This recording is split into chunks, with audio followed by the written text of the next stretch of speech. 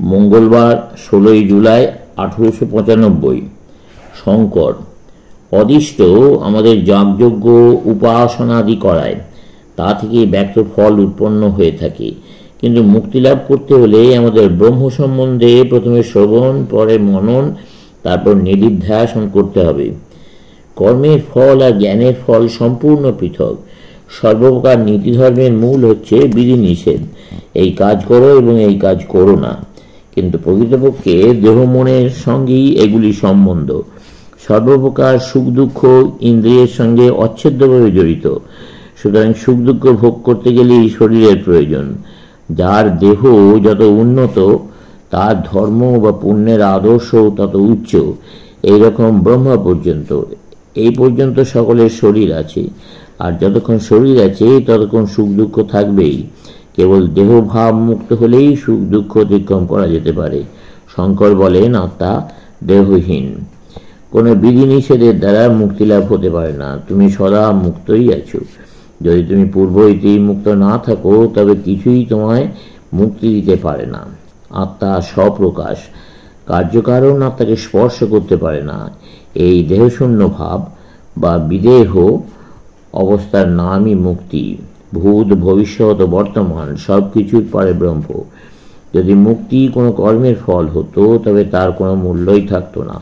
সেটা একটা যৌগিক বস্তু হতো, সুতরাং তার ভেতর বন্ধনের বীজ নিহিত থাকত।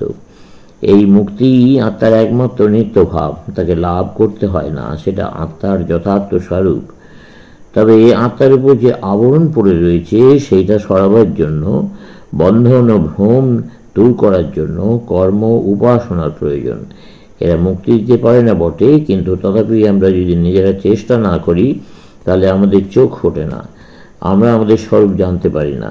শঙ্কর আরও বলেন, অদ্বৈতবাদী বেদের গৌরব মুকুট, কিন্তু বেদের নিম্নতর ভাগগুলিরও প্রয়োজন আছে, কারণ তারা আমাদের কর্ম উপাসনার উপদেশ দিয়ে থাকে, আর এগুলির সাহায্যেও অনেকে ভগবানের কাছে গিয়ে থাকে।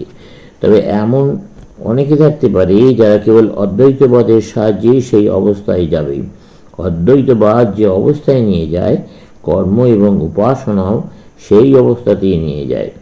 শাস্ত্র ব্রহ্ম সম্বন্ধে কিছু শিক্ষা দিতে পারে না, কেবল অজ্ঞান দূর করে দিতে পারে। শাস্ত্রের কার্য নাসার্থক। শঙ্করের প্রধান কৃতিত্ব এই যে তিনি শাস্ত্রও মেনেছিলেন, আবার সকলের সামনে মুক্তির পথও খুলে দিয়েছিলেন।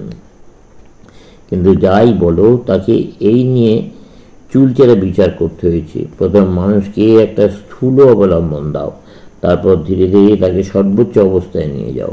বিভিন্ন প্রকার ধর্ম এই চেষ্টাই করছে, আর এ থেকে বোঝা যায় কেন ওই সকল ধর্ম জগতে এখনো রয়েছে, এবং কি করে প্রত্যেকটি মানুষেরই উন্নতি কোনো না কোনো অবস্থার উপযোগী। শাস্ত্র অবিদ্যা দূর করতে সাহায্য করে, কিন্তু শাস্ত্রও ওই অবিদ্যার অন্তর্গত। শাস্ত্রের কাজ হচ্ছে জ্ঞানের উপর যে অজ্ঞান রূপ আবরণ এসে পড়েছে তা দূর করা। সত্য অসত্যকে দূর করে দেবে। তুমি মুক্তই আছো, তোমাকে মুক্ত করা যায় না। যতক্ষণ পর্যন্ত তুমি ধর্মমত বিশেষ অবলম্বন করে আছো, ততক্ষণ তুমি ব্রহ্মকে লাভ করনি। যিনি মনে করেন আমি জানি, তিনি জানেন না। যিনি স্বয়ং জ্ঞাতা স্বরূপ, তাকে কে জানতে পারে? দুটি চিরন্তন বস্তু আছে, ব্রহ্ম ও জগৎ। প্রথমটি অর্থাৎ ব্রহ্ম অপরিণামী, দ্বিতীয়টি অর্থাৎ জগৎ পরিণামী। জগৎ অনন্তকাল ধরে রয়েছে। যেখানে পরিণাম কতখানি হচ্ছে মন তা ধরতে পারে না। তোমরা তো তাকেই অনন্ত বলে থাকো। জগৎ ও ব্রহ্ম এক বটে, কিন্তু একই সময়ে তো তোমরা দুটো দেখতে পাও না। একখানা পাথরের উপর একটা ছবি বা মূর্তি খোদাই করা রয়েছে। যখন তোমার পাথরের দিকে খেয়াল থাকে, তখন খোদাইয়ের দিকে থাকে না। আবার যখন খোদাইয়ের দিকে মন দাও, তখন পাথরের খেয়াল থাকে না। অথচ দুই এক। তুমি কি এক মুহূর্তের জন্য নিজেকে সম্পূর্ণ স্থির শান্ত করতে পারো? সকল যোগী বলেন এটা করা সম্ভব। সকলের চেয়ে বেশি পাপ হচ্ছে নিজেকে দুর্বল ভাবা। তোমার চেয়ে বড় আর কেউ নেই। উপলব্ধি করো যে তুমি ব্রহ্মস্বরূপ। কোনো বস্তুতে তুমি যে শক্তির বিকাশ দেখো, সে শক্তি তোমারই দেওয়া। আমরা সূর্য চন্দ্র তারা অতিক্রম করে রয়েছি। আমরা জগৎ প্রপঞ্চের ওপরে। শিক্ষা দাও মানুষ ব্রহ্মস্বরূপ। মন্দ বলে কিছু আছে এটি স্বীকার করো না, যা নেই তাকে আর নতুন করে সৃষ্টি করো না। সদর্পে বলো, আমি প্রভু, আমি সকলের প্রভু। আমরাই নিজেদের শৃঙ্খল নিজেরা গড়েছি, আর আমরাই কেবল ওই শিকল ভাঙতে পারি। কোনো প্রকার কর্ম তোমায় মুক্তি দিতে পারে না, কেবল জ্ঞানের দ্বারাই মুক্তি হতে পারে। জ্ঞান অপ্রতিরোধ্য। ইচ্ছা হলো তাকে গ্রহণ করলাম, ইচ্ছা হলো ত্যাগ করলাম, এরূপ হতে পারে না। যখন জ্ঞানোদয় হবে মনকে তা গ্রহণ করতেই হবে।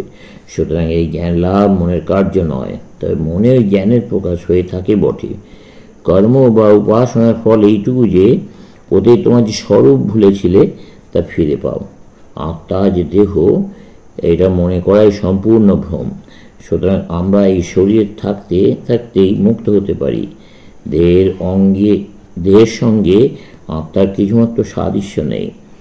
মায়ার অর্থ কিছু নয় অসৎকে সৎ বা সত্য বলে গ্রহণ করা। চলবে।